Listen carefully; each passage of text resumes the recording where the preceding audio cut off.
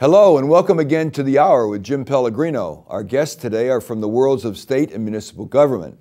Brendan Sharkey, Connecticut State Speaker of the House, Bob Labanara, Jr., State Relations Manager, Connecticut Conference of Municipalities, and Mark Boughton, Mayor of Danbury and CCM Treasurer. So sit back, relax, don't move, and enjoy The Hour.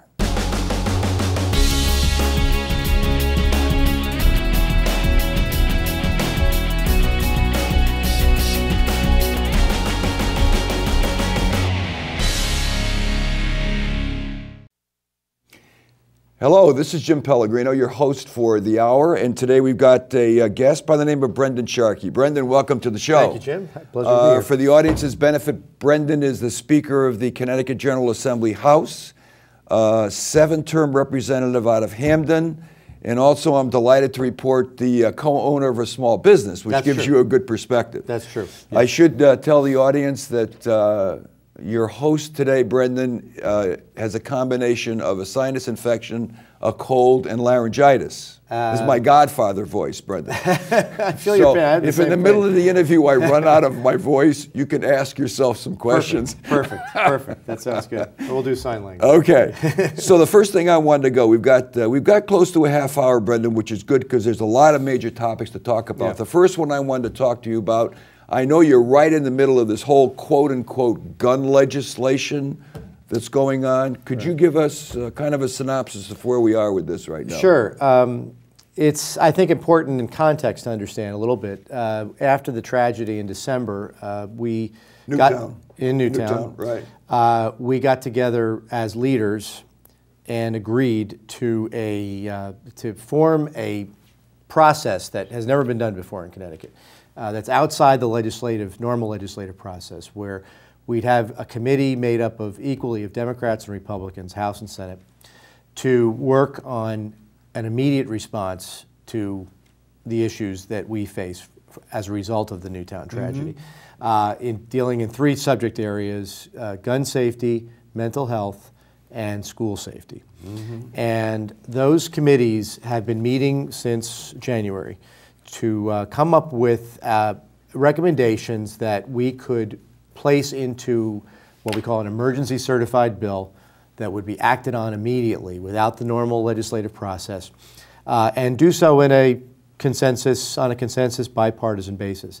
So that's where we are now. The committees have finished up their work and they've made their recommendations, and now it's really up to the leaders in both House and Senate, Democrats and Republicans, to package the bill, to put together the things in the bill. The biggest and most, that's drawing the most attention, I think, is obviously the gun safety issues, where we have, I think, a tremendous amount of common ground, and we're now in the process of working out the details on some of the things that we're not necessarily in agreement about between Democrats and Republicans, but we're in the midst of those negotiations now. They're going very well, and I think we're going to have something very soon. Brendan, just a quick follow-up question. Sure. Connecticut has one of the toughest gun laws, I think, in the country.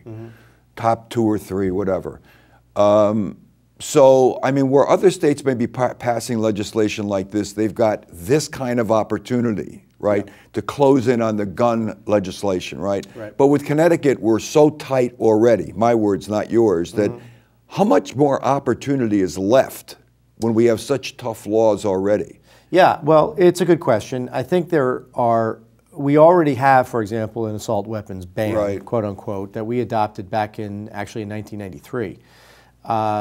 And there is room, though, for expanding that ban to include the kinds of weapons that Adam Lanza used in Newtown.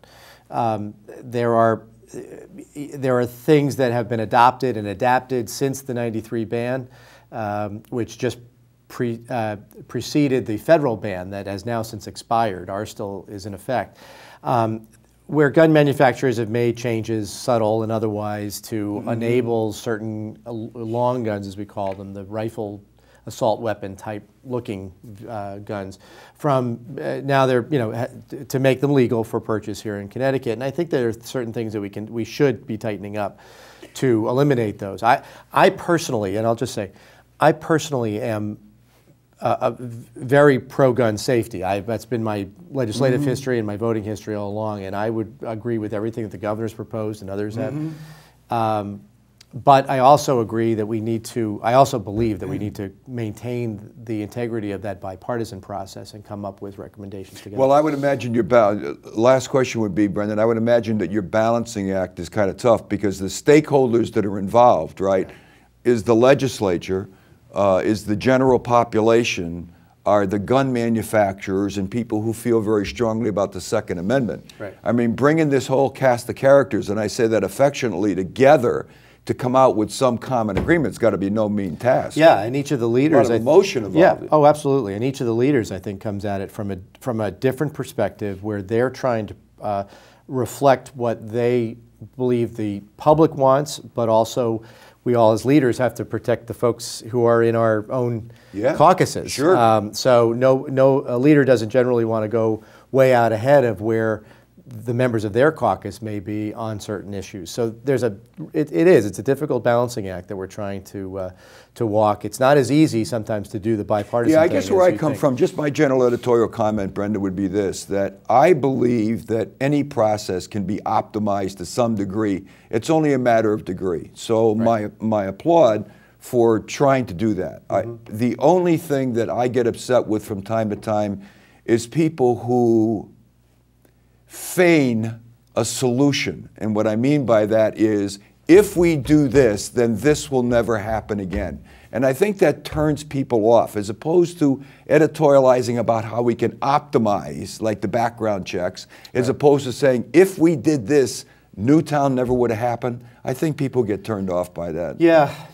I think everyone is reaching for the solution that will prevent a Newtown from ever happening, but it's not easy to come up with. Next subject. Over the next couple of fiscal years, there is scheduled to be, at least in the governor's budget, about $550 million of cuts among all the hospitals in the state.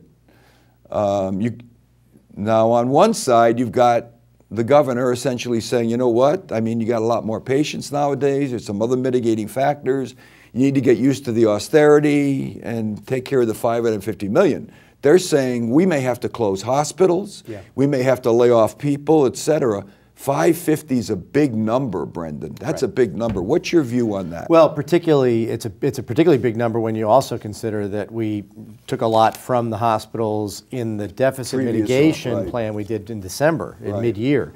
And this was in the middle of their fiscal years, so they had to make adjustments on the fly in terms of their profitability and bottom line. I think there's also I think where the governor's coming from is the sense that with Obamacare taking effect January of 2014, that more people will have health insurance who will be coming to the hospitals for care. And that will reduce the number of folks coming to hospitals who have no coverage whatsoever that the hospitals have to accept on a charity basis. So in that sense, the governor's position is that that charity, what we call the dish payments, we make a contribution to hospitals for those people who come in with no coverage whatsoever. That population is going to drop dramatically thanks to the Obamacare, where coverage will occur. Medicaid, but the problem, the other side of that is that most of those people will also be on Medicaid. Right, exactly. And Medicaid only pays a fraction of a dollar of the actual cost of providing the service. You also hear those who say that hospitals charge, $3 a pill for aspirin, and that some of their own internal cost matrices are not in keeping with reality. So it's a very complicated subject. I am sympathetic to the notion that hospitals can't be expected to just keep absorbing these cuts cold turkey. And without Brendan, you and I both know from business that anybody, when they're approached to take the first 5 to 10% out, you say, okay. And then you go 10, 15% or 20%. And you know you're going from flesh to bones by the time you're going 15, 20, 25%. And it just seems to me that $550 million is a big number. And quite frankly, in the interest of disclosure, I know a lot of people in the hospital industry, and most of whom I know are very responsible men and women, and they don't like cry very often. Yeah. But I think you're right. One of the things I have heard was that deficit mitigation, and now this is on top of it. Right. Exactly. Having said that, so your position on gun control is fairly clear. You've said from the beginning that you've always been a strong advocate of tightening things up. Right. Your position on the hospitals is what? That we need to be careful in how much we ask the hospitals to absorb. Okay. Next, one of your favorite subjects, I'm sure. This is, I'll have to introduce my question by making an editorial comment. Yeah. As a taxpayer, Brendan, right? What was recently passed was the highest tax rate in history. We're still running a deficit. We've got $1 billion deficit facing us in the next 2 years consecutively, right? And from what I could tell from the governor's budget, our spending is still increasing 9%.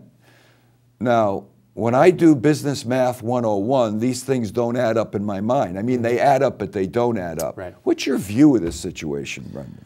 Well, I think, I was just talking to folks at CBIA this past week, and I cautioned them about throwing the 9% number around, you know, that over 2 years we're increasing spending by 9%. Once again, you have to factor in that number reflects the beginning of Obamacare, where the state will be receiving a 100% reimbursement from the federal government for our Medicaid costs.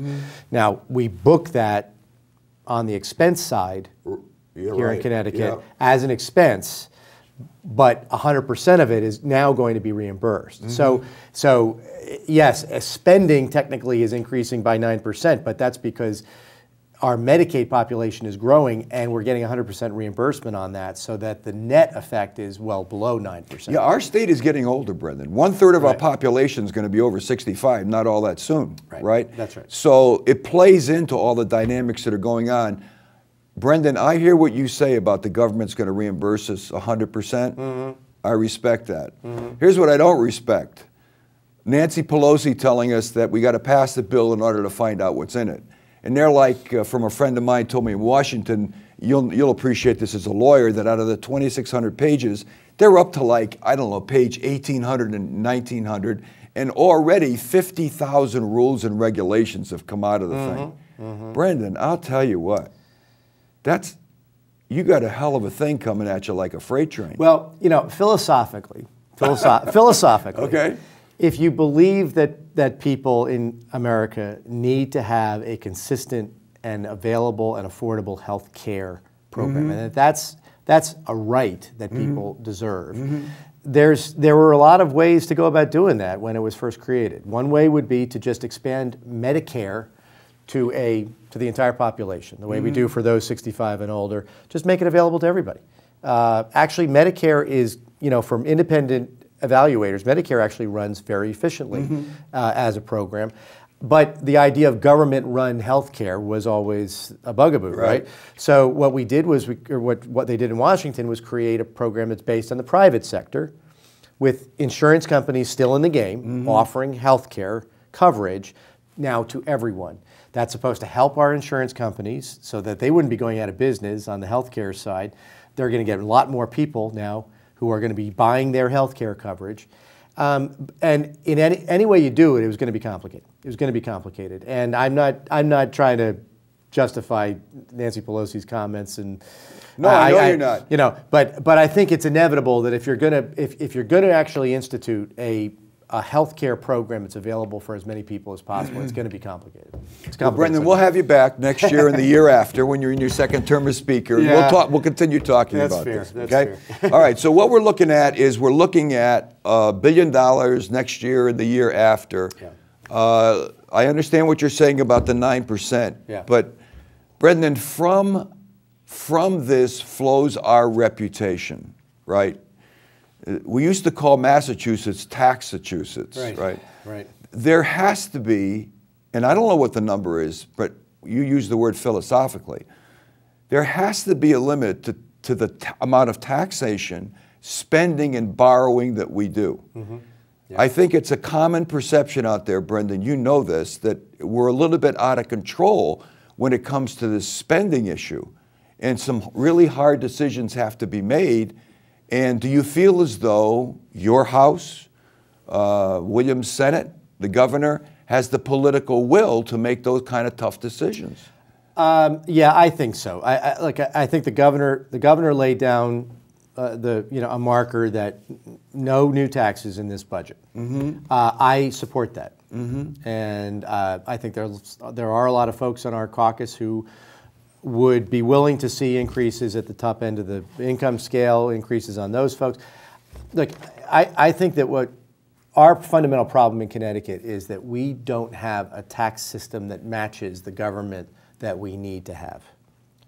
Now, we can define what we need to have in government, but we don't have a tax system that actually corresponds with what we need, which means, A, we don't have a tax system that accurately promotes the kind of growth or economy that we need to have in the state. We don't have the kind of tax system that adequately funds the programs and services that we need to have in the state of Connecticut. And we also don't have a tax system that is fair. We have a tax system that relies disproportionately on the property tax. More than any other tax, more than income, more than sales. We rely on the property tax as the main vehicle to run government when you consider local and state government. And it's out of whack. And we need to do a really more comprehensive overhaul. That's why I'm pushing at my own level to focus on the property tax in particular, which is why this Moore Commission. Well, Brendan, look, I don't envy your job. I mean, it's like herding cats up there. And I mean, look at an article came out, Brendan. Look at this: no tax increases. Lawmakers don't agree with Malloy. And buried in this article, it says some Democratic lawmakers are proposing increases in income, estate, corporate sales, and cigarette taxes. And then there's a group out there called Better Choices for Connecticut that is urging Malloy to seek an extra $835 million from taxpayers. And the last thing is there's a legislator here who has proposed what is called combined reporting for Connecticut businesses, that if you got a presence here, that it should be taxed based on where your whole corporation. Now, I'm not here to say that any of these ideas are bad, but you know what, Brendan, you and I both know as business people, but you do reach a point where you say, stop. Stop. We can't go on like this anymore. So how do you get the word out to the boys and girls in the General Assembly? Well, I think fundamentally, the biggest problem that we have as a state with regard to our business climate is inconsistency. I think that we've run for the last 15, 20 years, the last generation, a government that really was somewhat rudderless when it came to understanding what we needed to do to grow jobs, grow businesses, provide the kind of workforce that businesses want, and stay consistent throughout. So we had an actual plan that people could understand and that we stuck to, right?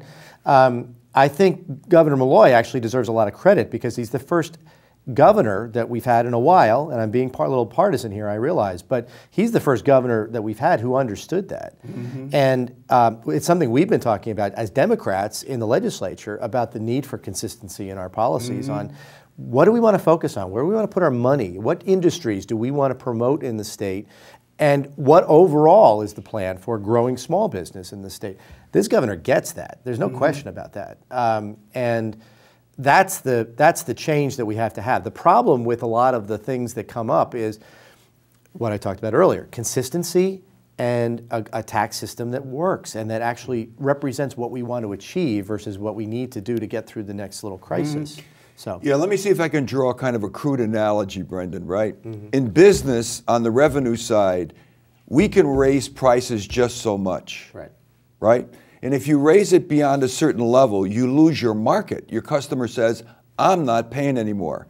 Government is different than that. On the revenue side, here's the situation. The situation is taxation is considered revenue, right? And if I don't pay my taxes, you know what happens to me? I go to jail. But in business, when our customers don't want to pay their price, they just go somewhere else. That to me is your challenge, Brendan. That's right. And I appeal to you, as a businessman and a private citizen, you got to get them to hold the lid down, which is a perfect segue to, I noticed that people have proposed a minimum wage increase. Over the next 2 years, as I read this proposal, it's 20% over the next 2 years, and then in the third year, it's tied to inflation. Right. Which means it's never ending. Right. Okay? Right. As a small business owner, I noticed, I was reading on how Brendan positioned himself for this, and you were essentially saying, easy, easy, we have to understand the ramifications to small business. Right. Where are you going with this, Brendan? Yeah, I agree. Because they're pushing. That is where I stand. You know, I think that I understand the desire and the need for us to provide folks with a living wage, you know, and the ability to earn the money for the hard work that they do that's sufficient for them to maintain their own lives and their families' lives. And I'm not seeing evidence right now to suggest that the minimum wage that we currently have in place is not providing that. Yes, it's, you know, I mean, obviously, those who are making minimum wage struggle. You know, it's not enough money. But I haven't seen any direct evidence to suggest that by increasing the minimum wage by 25 or 50 cents an hour is going to demonstrably affect those folks' cost of living or their ability to manage their budgets. That's what I need to be able to justify an increase in the minimum wage. I think sometimes it becomes a bit of a it becomes a bit of a marker for people that are you with those who are at the low end of the income scale or not. And I'm not sure that's the way we should be devising the policy. It seems to me if there is a demonstrated if it's been demonstrated that those making a minimum wage are not actually able to make it in our society, then I can justify that. Yeah.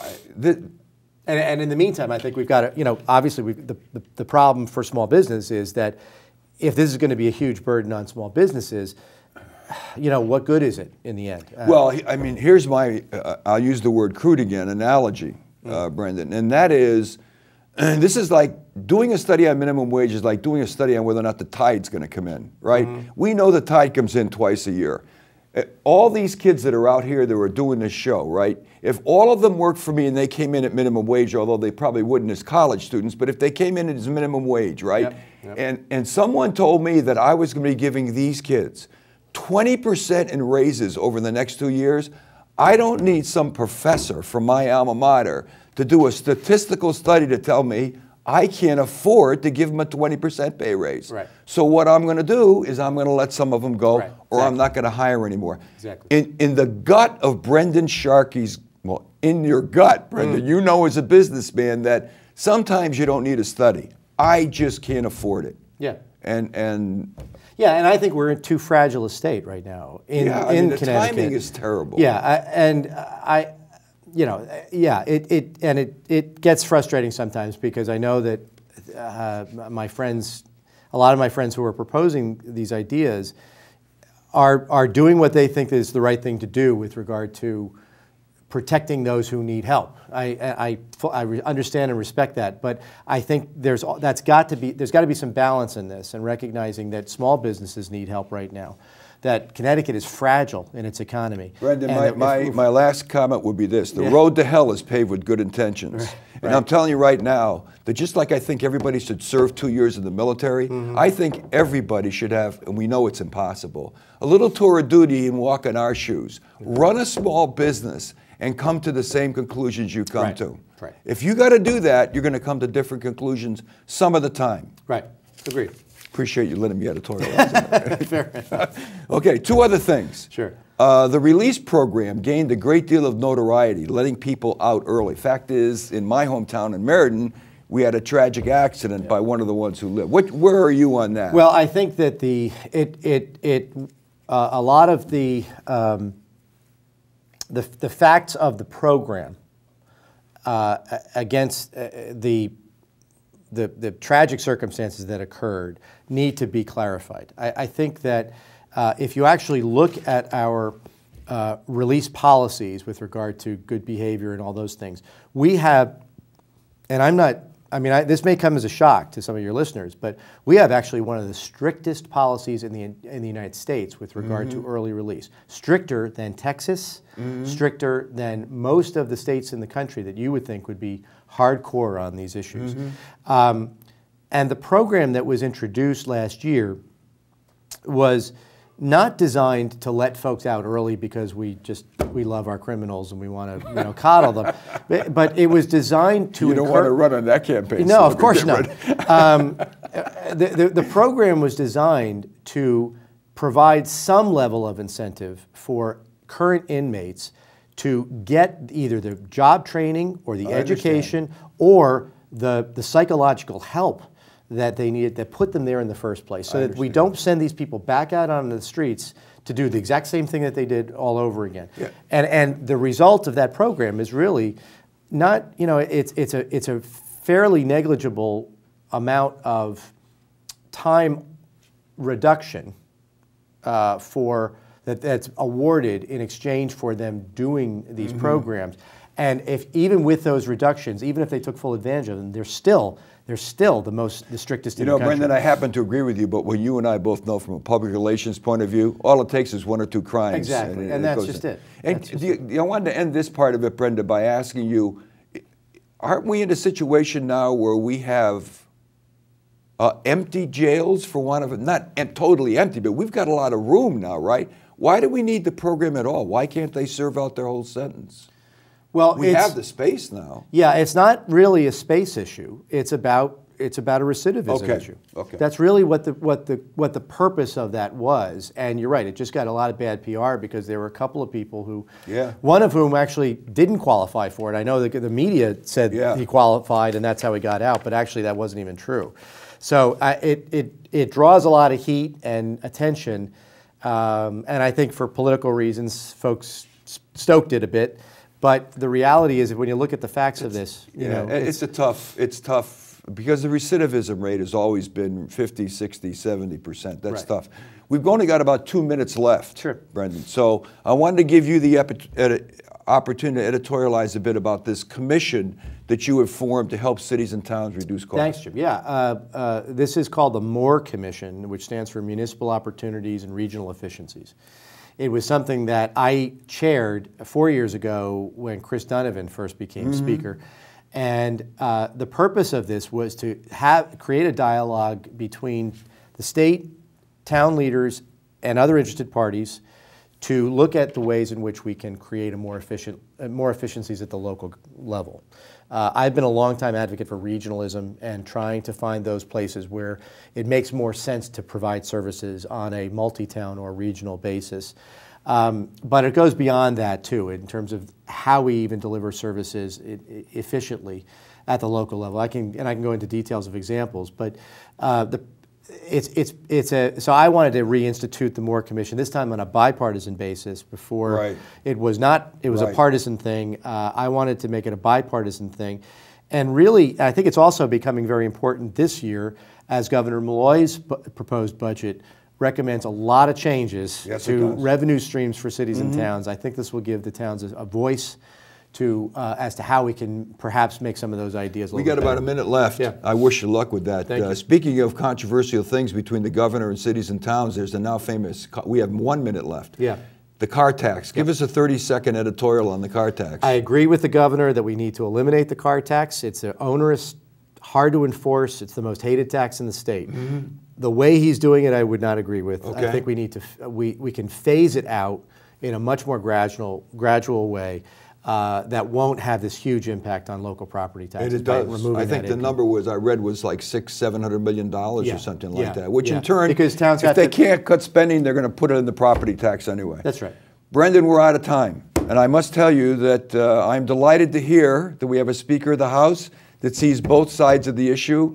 I do not envy you your task over the next 2 years, but I wish you the best of success. Thank you very much. I really do. Jim. You're a good man. Appreciate it. Good having you on the show. Okay, thank you. And Brendan, I'm saving all my notes. All right. So when we have you back, I'll just take them all out again. Fair enough. And we'll be back with our next segment.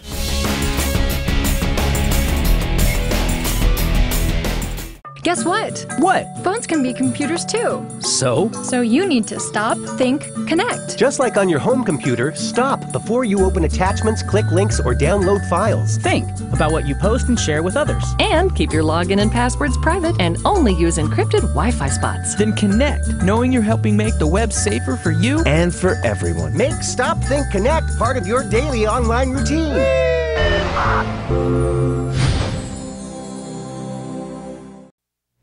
Hello again, this is Jim Pellegrino, your host for the hour, and my guests in this segment are Bob Labanara.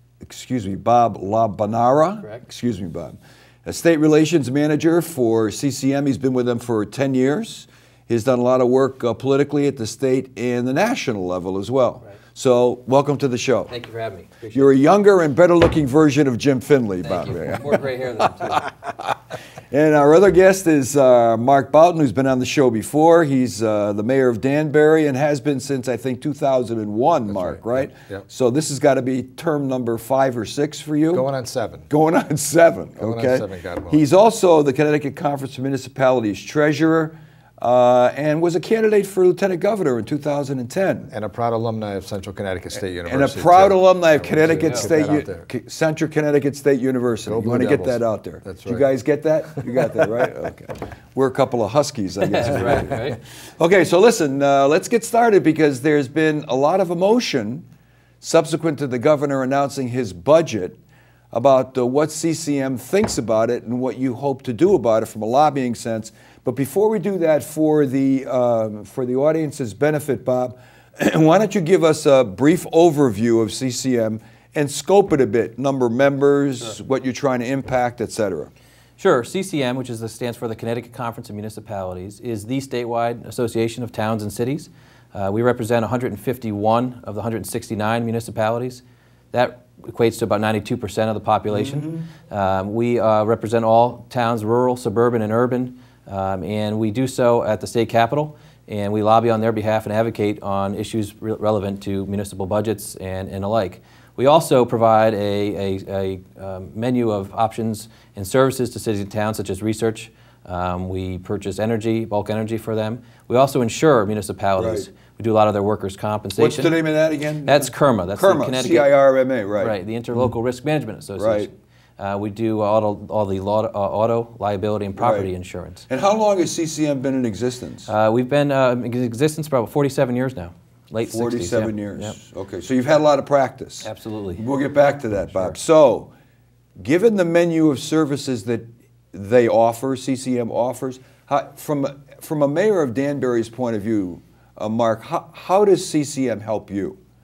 Well, obviously they provide a lot of the staff support that we just can't afford at the local level. So To do like research stuff? research, lobbying, bird dogging legislation up at the Capitol. We use CCM, frankly, as an extension of our lobbying activities up there every session. And it's important that cities and towns, big and small, have a voice in the General Assembly. Otherwise, we get lost in the shuffle. So they do a remarkable job at representing us and researching items and issues that may impact local municipalities. Okay, let's talk about the voice of CCM. The only analogy that I can bring to this, Mark and Bob, is our good friends in CBIA. Often when I'm talking to them, I say to them something along the lines of, I just don't understand how you can walk into the governor's office representing 10,000 businesses and walk away with so little. Okay? Because to me, that's a very powerful voice, one would think. CCM, although not directly analogous, I think of the same way. It's a very powerful organization that represents 92% of everything from the largest city all the way to the smallest cities, right? And many times I read that the voice is lobbying the governor and or the legislature, which is interesting because you represent a lot of these people that are in the legislature, right? And you walk away with nothing either. Now, not literally, I'm not saying that. Why is it so difficult, once you get into that Hartford arena up there, Bob, to be persuasive enough to get these men and women on your side? Well, it's no doubt it's a challenge. Every day that our mayors and first selectmen are not at the Capitol helping us lobby, there's another interest group there filling their seats. you name it. Every interest has a constituency.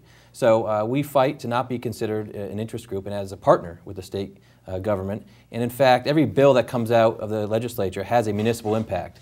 And so to that respect, we're not treated as a special interest group. But no doubt, as you pointed out, it is a challenge day in and day out to remind everyone that we are your partners, we represent the same people that you do, and that we are where the rubber hits the road when it comes to services that the mayor does in the city of Danbury. Okay, and go ahead, Jim. We're apolitical, so we represent both Democrats and Republicans.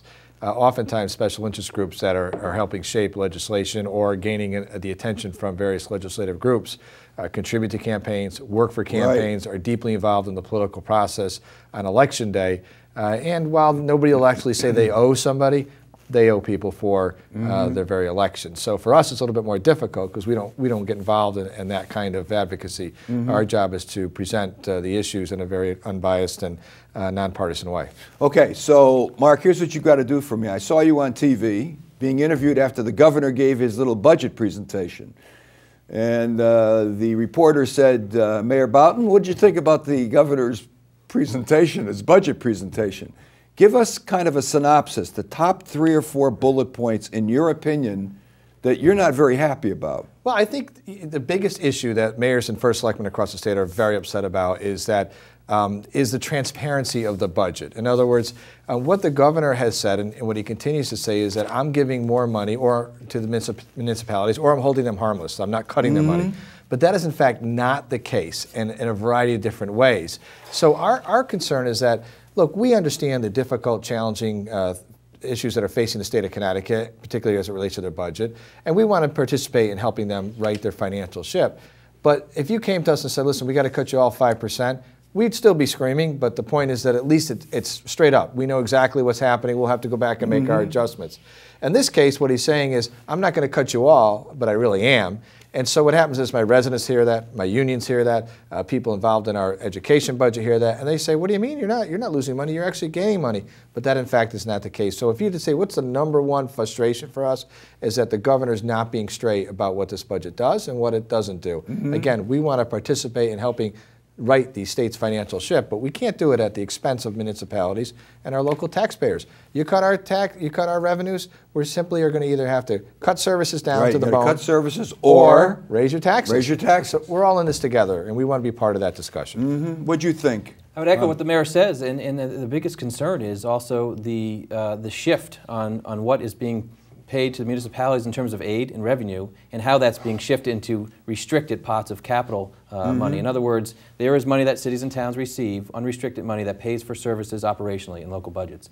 That money now is being shifted, again, to capital-related projects with restrictions. So there are strings attached. So again, if there is a disconnect between saying being held harmless and the reality of that this will increase taxes, separate from the car tax proposal, which, quite frankly, has nothing to do with the state budget deficit. Yeah, but there's a good example, though, Bob. You mentioned the car tax, a good example to me of what Mark is saying and you're saying to a degree itself.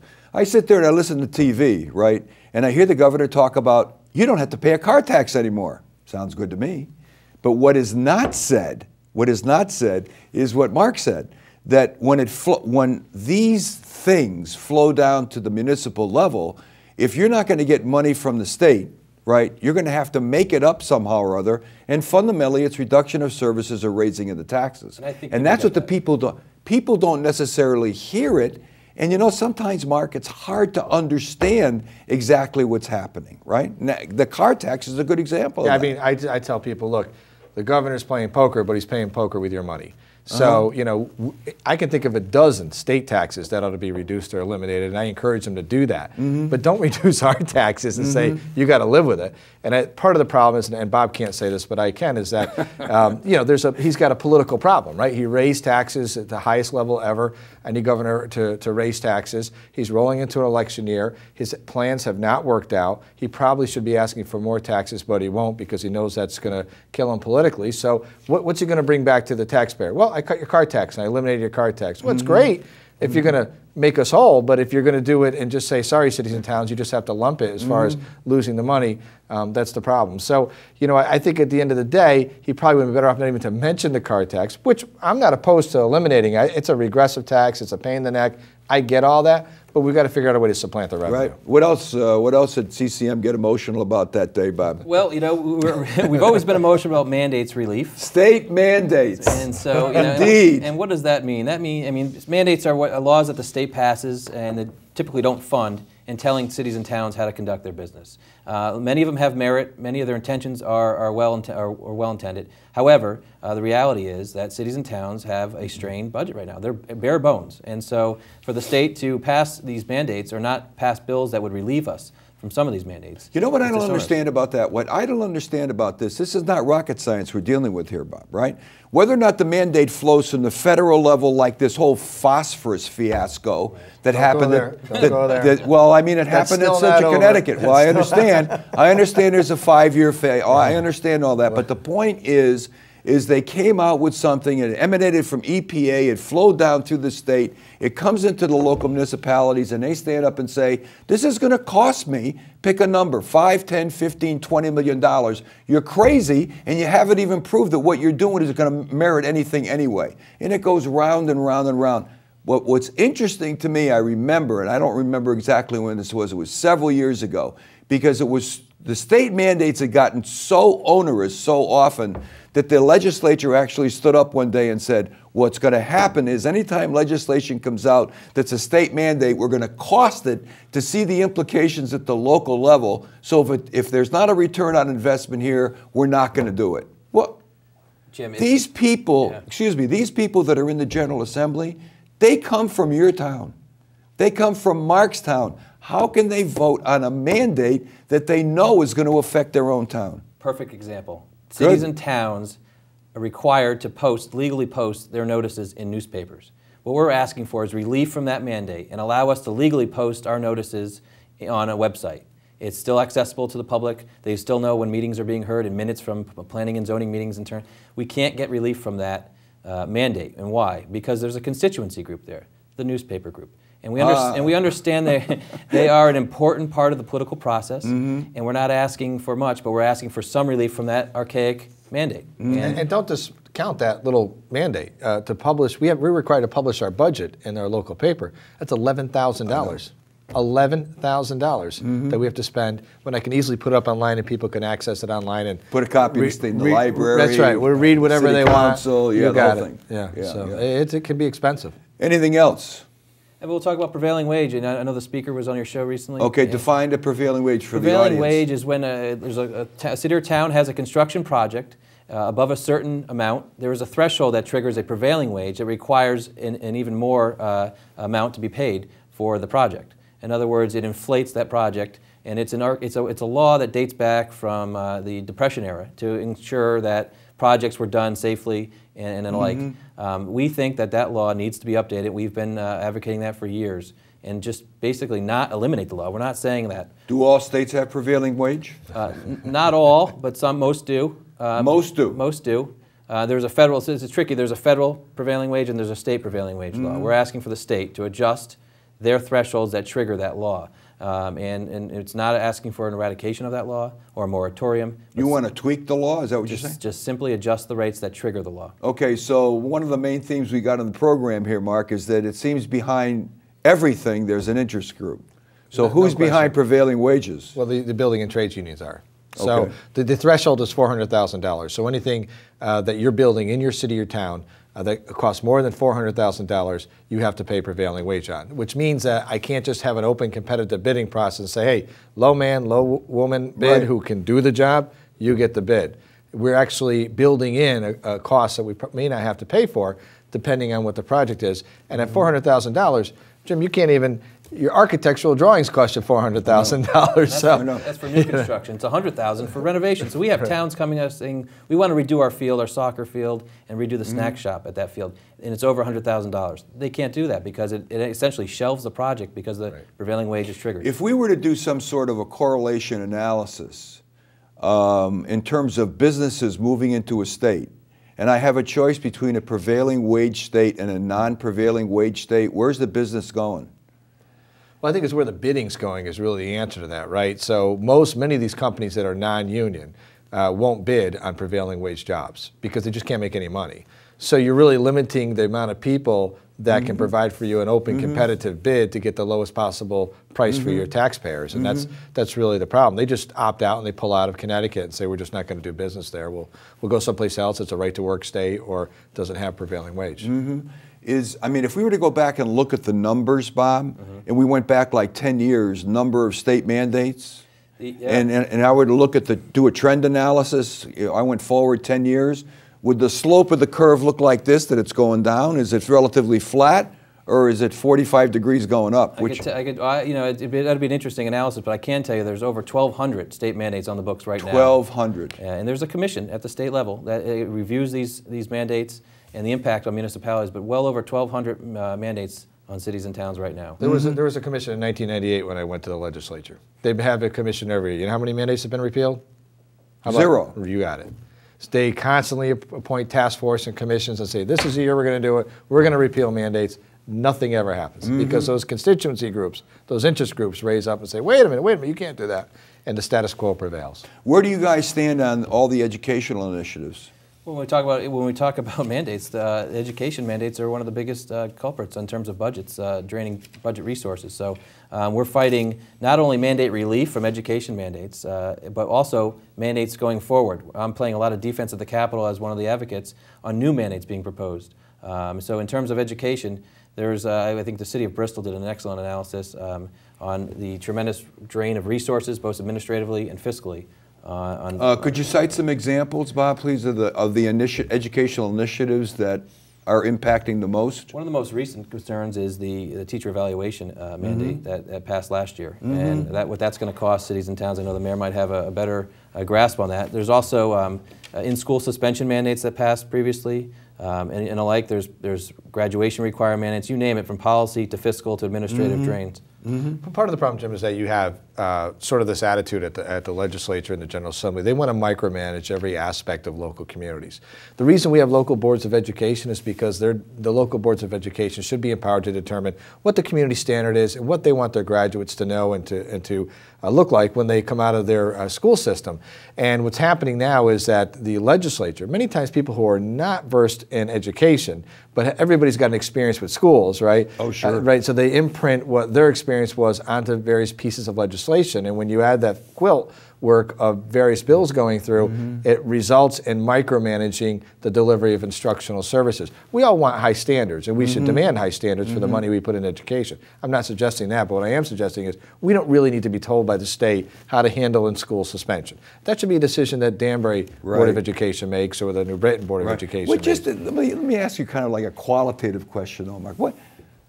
And Bob has had experience at this level and the federal level as well as you, right? What happens to people when they leave Danbury or Meriden or Ridgefield and they get inside the legislative office building?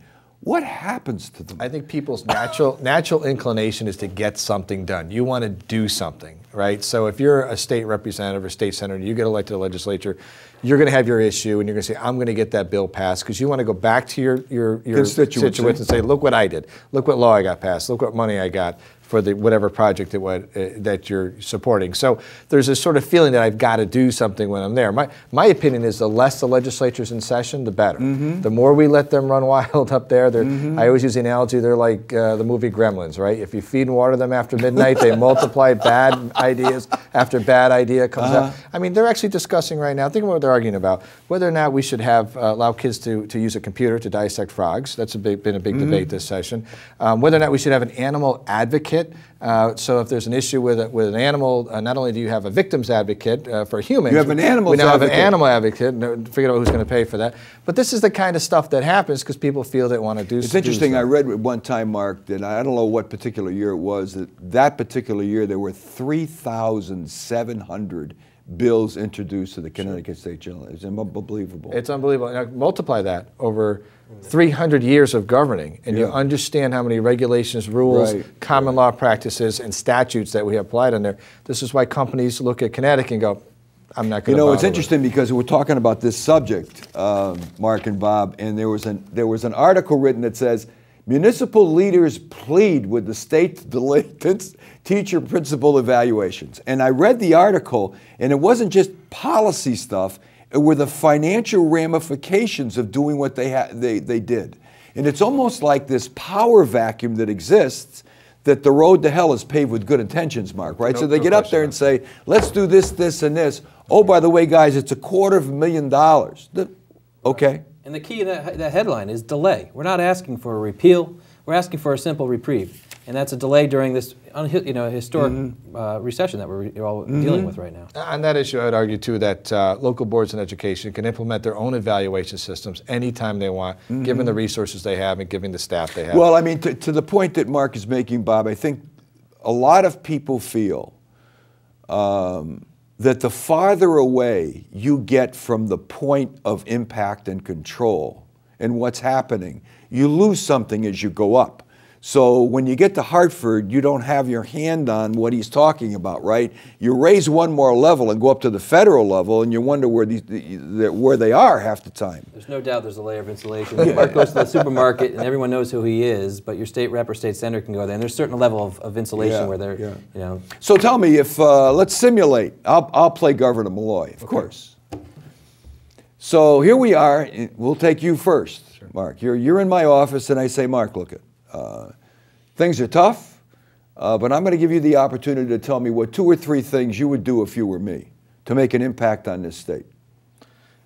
These are not necessarily CCM's positions. Just no, go right. I'm giving you the opportunity. Okay, Mark. First thing I'd say is, listen, Governor, you got to reduce the size and scope and the footprint of state government. We're too big. We're too unwieldy. We can't get out of our own way. And what you've done so far is just move the chairs around on the Titanic. You haven't really restructured government the way it needs to have a fundamental restructure. Here at Central Connecticut State University, all of our state universities, get rid of the Board of Regents, spin them off to site-based management. We hire presidents to run these schools. We pay them big money with huge staffs. They can make decisions about this institution and our other institutions as well. What would be your second point? Second point is I would say that you need to go back and look at our tax structure.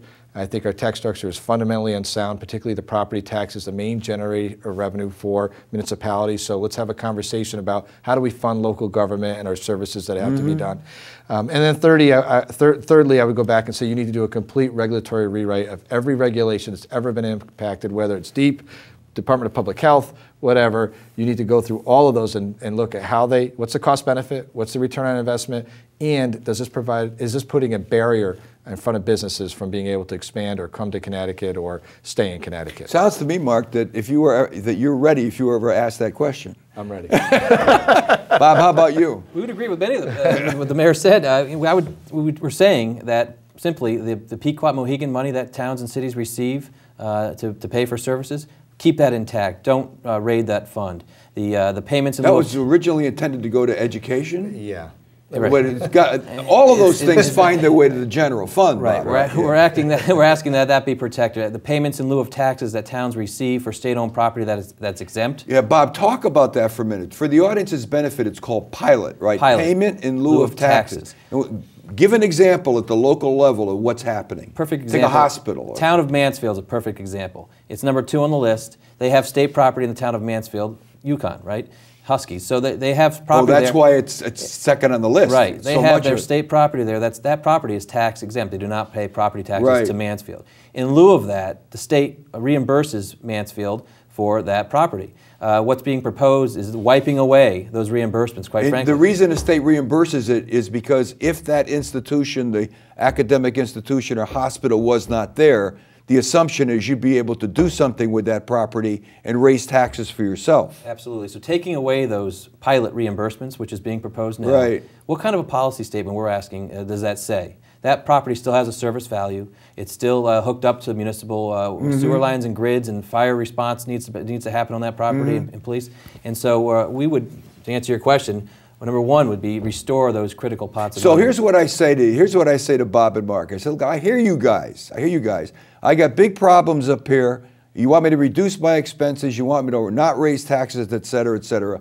Why don't you meet me halfway? And Mayor Boughton, why don't you reduce your expenses in Danbury? And Bob, why don't you go to your CCM members and say, you know what, you got skin in this game, start reducing your expenses. The premise of that question is that we haven't already, and Mayor Boughton will attest that we have. We have less people that work for the city of Danbury now than worked for the city of Danbury in 2001, but we have 15,000 more residents. We've already done what we're asking you to do. That's a good number. That's a good number to use, Mark. It's true. We're already done. So you're saying your service level has gone up this way. We've provided more services, right? Because we've gotten more efficient in being able to deliver our services. I have half the amount of, for example, plowing staff that we used to have, and we get more roads done now than ever because we've been smart and we've installed, done all the techniques we can to become efficient. And Governor, you need to do the same thing. Okay. Education spending. Do you think the day will ever come when people in the legislature or in the Congress will ever decide that throwing money continually at something is going to make it better? What I would say about that is that the problem with all the spending, the number one driver in the increases to these budgets are human beings. It's staff, right? It's health insurance, pension requirements, and pay. So, and don't discount pay. I mean, an increase to my teachers this year is $2.5 million additional to their budget. So we got to have a restructuring of how we compensate people, and we have to talk about insurance benefits in a state where it's very, this is the bluest of the blue, very pro-union. But that's what's bearing our taxpayers. And I'm not saying people shouldn't be paid the way they should be paid, but I think we need to have a conversation about it. Let me make just one editorial point as a former mayor myself, Mark, and that would be this. Every time a council member looked at me and blamed stuff on the union, and I mean, to some degree, I understand that. What I used to do from my business background and look at them and say, you know what, there are two sides to negotiations. There's the giver and there's the taker. The fact that the union came to you and said, I demand this, I demand this, I demand that, and you gave it to them, makes you a party to the disaster. Except that the state of Connecticut determines how we can negotiate. The question is not whether you should get a raise, it's how much raise you're going to get. You talk about binding arbitration? Absolutely. Show me a binding arbitration award where they said, no, you guys don't going to get a raise at all for the next 3 years. And to that point, we're trying very hard to get just a public hearing on minor reforms to the binding arbitration process at the state capitol. We were seeking timelines under the MIRA guidelines, similar to Teachers Negotiation Act. And so we're fighting for that, but it is frustrating. Okay. We got, I think, about 3 minutes left, something like that. Not very much time. We'll give you a minute to explain. CCM took a position on gun control. We did, and we formed a task force. Mayor Boughton was active in the school safety, chaired the school safety task force. Quite frankly, as representatives of mayors and first selectmen, we obviously had skin in the game in our communities and ensuring the safety of our schools and alike. So what we did was put together a task force and come up with about a 13-point plan to give to the legislature and governor as suggestions from municipal officials on how to reduce gun violence. Everything that you're hearing, from background checks to restriction of bulk purchasing to limiting the capacity of magazines. So we're hopeful that the legislature will produce something in the near future, and we want it to be part of the solution. Good. With 2 minutes left, give me your prognosis. Let's project markets 3 months from now, right? It's right about the time when the budget thing all comes together. You know what came out. Well, how do you think it's going to wind up? I think that there will be something done with the car tax, because I don't think they're going to let the governor walk out with a complete loss in that column. So something will be done. I think that there will be probably consensus on trying to keep municipalities as whole as possible. I'm not sure exactly how that's going to work out. I think a lot of the proposals that the governor has in his budget are not good. They're dead on arrival. They're not going to happen, based on the feedback I'm getting from Democrats and Republicans alike. So we'll sort of figure it all out by the end. But it'll be a longer process this year. Could be a special session depending on how much the governor digs into his proposals, and that's always the wild card. You mean digs his heels in? And says, I'm just going to veto it. When is it due? When is it, if it happened normally, when is it? May, June? The session ends May 6th, that Wednesday. Yes. Okay, so that's about the time, huh? Right. Okay, and what we got about 30 seconds for you, Bob. What do you want to see happen here? We agree. I think you'll see a different budget from what the governor proposed. There'll be pieces of it, but quite frankly, there'll be restructuring of what he proposed. Okay. I hope that both of you continue the good fight, and I hope you win a lot of your battles on behalf of the taxpayers and the citizens of the state. We're trying. So, Mark, it's good seeing you again. Good seeing you. Appreciate Bob, it. nice meeting you. Say hello to Jim Findley for Will me, do. and we'll be back with our next program.